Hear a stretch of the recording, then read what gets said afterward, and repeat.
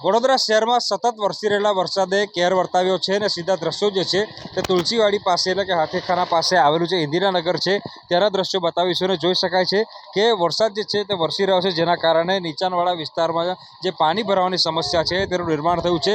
ઇન્દિરાનગરમાં લગભગ 150થી પણ વધારે જે ઝૂંપડા છે તે આવેલા છે અને પાણી ભરાતાની સાથે જ જે અહીંના જે સ્થાનિક લોકો છે તેમના દ્વારા જે છે તે અહીંયાથી ઘર જે છે બદલવામાં આવ્યું છે અને આશ્રય સ્થાનો છે ત્યાં આશ્રય જે છે તે લેવામાં આવ્યો છે। જે વિશ્વામિત્રીનું પાણી છે તે કઈ હદે વહી રહ્યું છે તેનો અંદાજો જે છે તે દ્રશ્યો જોઈને લગાવી શકાશે। લોકોના ઘરો જે છે તે પાણીમાં ડૂબી ગયા છે, કેટલાક ઝૂંપડા છે તેની ઉપરથી જે વરસાદી પાણી છે તે વહી રહ્યું છે।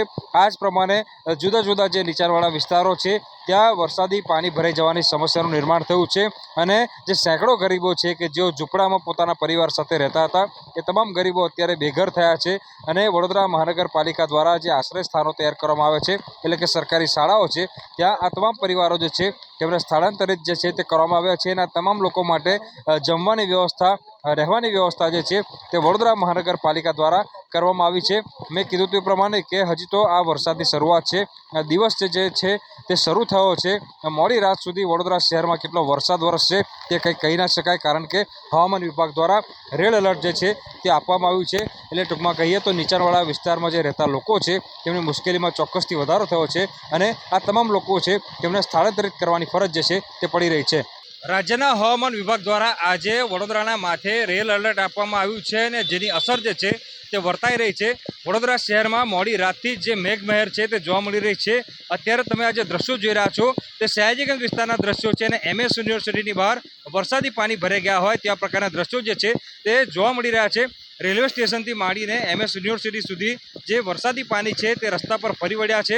આ થઈ સયાજીગંજ વિસ્તારની વાત, પરંતુ જે જુદા જુદા વિસ્તાર છે એટલે કે વાસણા, ભાયલી, ગોત્રી, સમા, હરણી, આજવા રોડ, વાઘોડિયા રોડ, મકરપુરા સહિતના જે વિસ્તારો છે ત્યાં આ જ રીતે પાણી ભરાઈ જવાની જે સમસ્યા છે તેનું નિર્માણ થયું છે। વડસર ગામની વાત કરીએ તો વડસર ગામમાં વરસાદી પાણી જે છે તે ફરી વળ્યા છે, જેના કારણે અવર જવર માટેનો જે રસ્તો છે તે અત્યારે બંધ થઈ ગયો છે।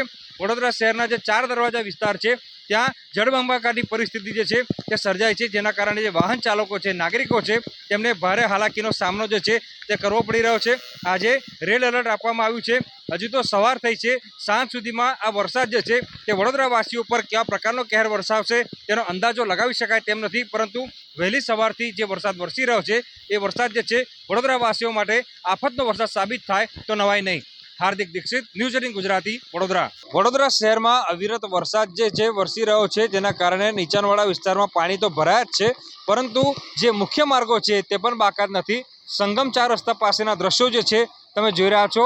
અહીંયા જે વરસાદ વરસી રહ્યો છે એ વરસાદે જે વેપારીઓ છે તેમની ચિંતામાં ચોક્કસથી વધારો કર્યો છે અને દુકાનોમાં પાણી ઘૂસી જાય ત્યાં પ્રકારની પરિસ્થિતિનું નિર્માણ થોડી ક્ષણો બાદ જે છે તે થવાનું છે, કારણ કે વરસાદ જે છે તે બંધ થવાનું નામ જે છે તે નથી લઈ રહ્યો। સંગમ 4 રસ્તા પાસે જોઈ શકાય છે કે આખો જે રસ્તો છે, મેઇન રોડ છે તે જળમગ્ન થઈ ગયો છે। ઉલ્લેખનીય બાબત છે કે ભૂતકાળમાં જે પૂરની પરિસ્થિતિ સર્જાઈ હતી તેનાથી પણ વડોદરા મહાનગરપાલિકાએ બોધપાઠ લીધો નથી। જો વડોદરા મહાનગરપાલિકાના સત્તાધીશોએ બોધપાઠ લીધો હોત તો ફરી એક વખત આ જ પ્રકારે જે વરસાદી પાણી ભરાઈ જવાની સમસ્યા છે તેનું નિર્માણ ન થયું હોત, પરંતુ વડોદરા મહાનગરપાલિકાના સત્તાધીશો જે છે તે પ્રી મોન્સૂન કામગીરી માત્ર ને માત્ર કાગળ પર કરી રહ્યા હોય તેમ લાગી રહ્યું છે અને ફરી એક વખત વડોદરાવાસીઓએ વડોદરા મહાનગરપાલિકાના પાપે પૂરની પરિસ્થિતિનો સામનો કરવો પડે તો નવાય નહીં। વડોદરા શહેરમાં વહેલી સવારથી જ અવિરત વરસાદ જે છે તે વરસી રહ્યો છે, તો સાથે સાથે વાત કરવામાં આવે તો ઉપરવાસમાં પણ ભારે વરસાદ હોવાના કારણે જે આજવા સરોવર છે તેમાં પાણીની આવકમાં સતત વધારો થઈ રહ્યો છે, જેના કારણે જ 62 દરવાજા ખોલીને જે પાણી છે તે વિશ્વામિત્રી નદીમાં છોડવામાં આવી રહ્યું છે। ઉલ્લેખનીય બાબત છે કે ઉપરવાસમાં વરસાદ સતત વધી રહ્યો છે, તો સાથે સાથે વાત કરીએ તો વડોદરા શહેરમાં પણ વરસાદ જે છે તે પડી રહ્યો છે, જેના કારણે તેની જે સીધી અસર છે તે વિશ્વામિત્રી નદી પર જોવા મળી રહી છે।